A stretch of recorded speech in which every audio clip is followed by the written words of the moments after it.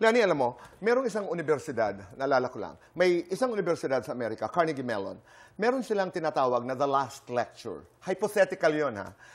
Pinipili nila ang isa, if not the best, teacher for the year.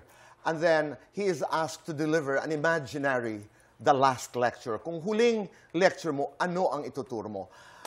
I'd like to use this as a take-off. Ikaw, halimbawa, hypothetical lang, last concert, what would it be? Anong mga awit? Anong nais mong sabihin? What do you see in that concert?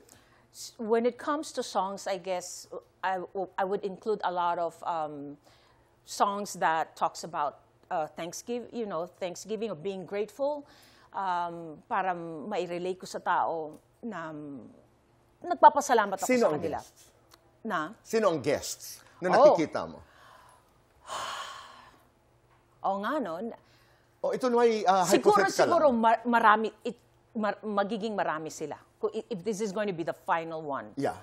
Marami sila. Hindi mo imbitahan si Bocelli? Busy siya eh. Lumipad nga tayo.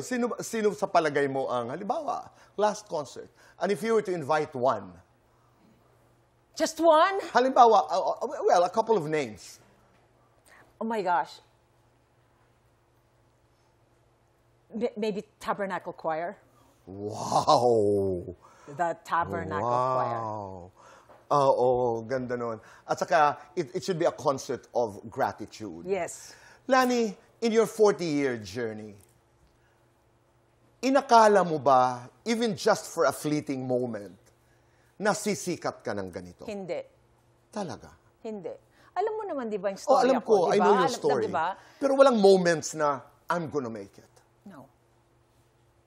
No. Hindi ko talaga na-imagine na mararating ko ito. Hindi ko akalain na magiging ganito. Because, hindi ako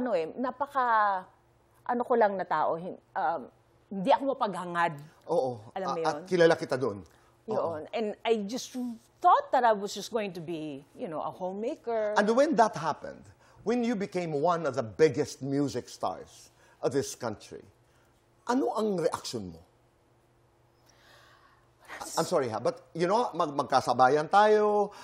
Everybody had a concert with you from back-to-back with Regine, with Jaja, with lahat.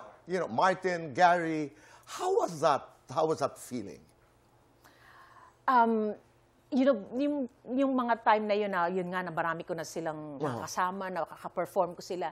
I was just slowly taking it in, na parang, wow, it is real. It is really happening. And bawat talaga na mga performances ko, whether it's a small one, a small scale, or a major one, lahat yun, ibinibigay mo? Pinagsasalamatan ko.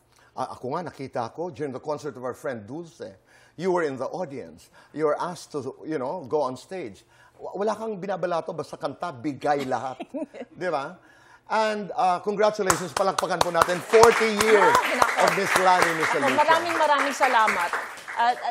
I'll just take this pagkakataon na magpasalamat po sa inyong lahat at dumalo po kayo sa lahat po ng mga tao na involved kasi sinabi ko na hindi biro mag-concert na yun, di ba? Right. Di ba?